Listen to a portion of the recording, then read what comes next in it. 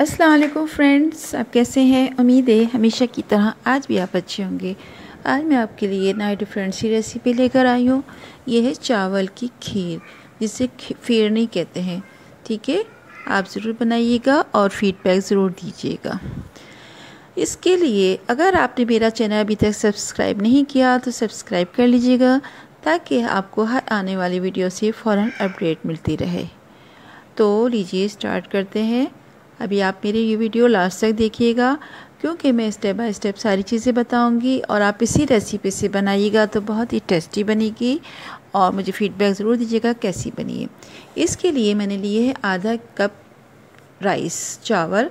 उसको मैंने भिगो दिया है। भिगोने के बाद मैंने एक छन्नी में डाल दिया, ताकि इसका पानी सब खुश्क हो जाए। फिर मैंने बर्तन में फैला दिया और उसके बाद मैंने इसको अच्छी तरह पीस दिया, यानी ब्लेंडर में डालकर पीस दिया।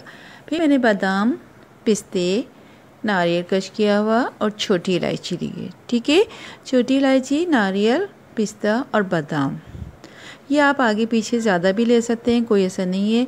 मैंने एक भगोने में पानी डाला, छोटे भगोने में, और इसमें बादाम डाल दिए। तो ये आपको पता है फ्रेंड्स, ऐसे क्यों किया है मैंने, इससे सिर्फ एक जोश आएगा, एक बॉयल आया होगा और पानी से, और इसको फ़ौरन आप छील सकते हैं। ये नहीं कि आप रात भर भिगोएं या बहुत टाइम होगा, यानी ये एक आपकी टिप भी है कि बादाम को फ़ौरन किस तरह छील सकते हैं। ये देखिए, और कितनी जल्दी एक ही दफ़ा में इसका छिलका उतर रहा है। ज़बरदस्त, कितनी फटाफट उतर रहा है। ठीक है, अब जो बादाम जो है, कुछ मैं आड़े काटूंगी, कुछ मैं सीधे, ठीक है, गोल गोल इस तरह काटूंगी, मोटे मोटे से थोड़े से, और कुछ जो है मैं तिरछा करके बारीक बारीक काटूंगी। जो थोड़े मोटे मोटे हैं, मैं उनको क्या करूंगी, मैं उसको जब खीर बना रहे अंदर मिक्स करूंगी। और गार्निश के लिए जिस तरह मैं पिस्ते काटूंगी, ये देखिए, ये मैं अब काट रही हूँ, गार्निश करनी है। ठीक है, इस तरह करना है। ये देखिए, इस तरह काट रही हूँ बारीक बारीक, और इसी तरह मैं पिस्ते लेकर काट रही हूँ। बादाम, पिस्ता, ये तो आप अपने टेस्ट के हिसाब से, जितना अपने मज़े के हिसाब से आप जितना आगे ज़्यादा लें कम लें, कोई नहीं है। लेकिन वही बात जिसे कहते हैं ना कि स्वीट डिश कुछ भी बनती है, उसमें जितने मेवे होते मज़ा आता है। ठीक है, अभी मैंने फ्रेश मिल्क लिया है 2 लीटर। इसको मैं बॉयल करूँगी और इतना पकाऊँ, बिल्कुल स्लो फ्लेम, पहले बॉयल हो गया और स्लो फ्लेम कर दी।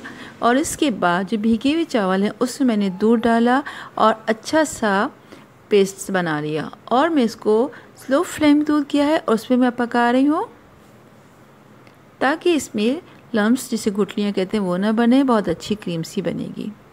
ये देखिए, तेज़ से चलाना है हाथ, और बहुत ज़्यादा फ्लेम तेज़ भी करना। ये देखिए, बॉयल हो रहा है, बॉयल हो रहा है। और ये जो चावल जो बने हुए, चावल का मैंने पाउडर सा बना लिया था, यानी चावल को मैंने भिगो दिया था 1 से 1.5 घंटा, और उसके बाद पानी मैंने निकाल दिए और उसके बाद ड्राई करने रख दिए।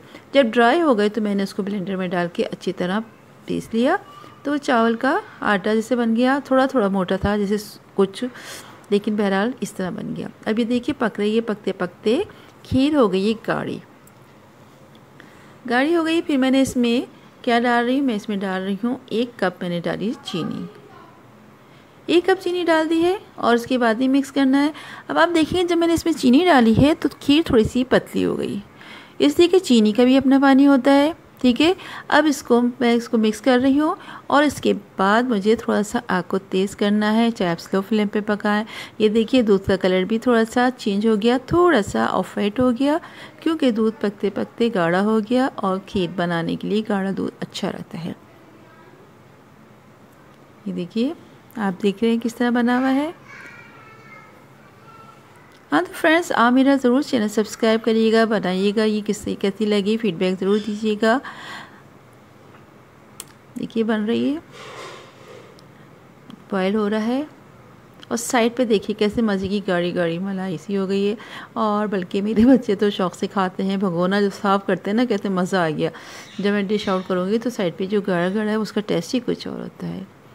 ये देखिए, बन रही है, अब तकरीबन तैयार हो गई। मैंने चूल्हा बंद कर दिया, और उसके बाद आधा चम्मच जो है मैंने पिसी हुई छोटी इलायची डाली है, और उसको मिक्स कर रही हूँ।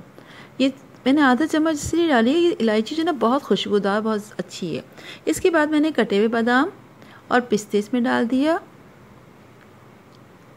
और इसको मिक्स कर दिया। और इसको बाद में क्या करूँगी, डिश में निकाल दूँगी। ये मैंने डिश में निकाल दिया और बादाम पिस्ते जो मैंने काटे थे वो इसमें डाल रही हूँ। और देखिए आपको एक टिप भी मिल गई कि बादाम को किस तरह फ़ौरन छिलका उतारा जाता है।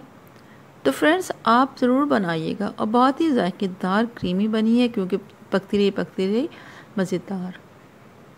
ये देखिए बादाम पिस्ते और नारियल भी मैंने इस पे डाल दिया और ये हो गई ज़बरदस्त सी मज़ेदार सी तैयार हो गई।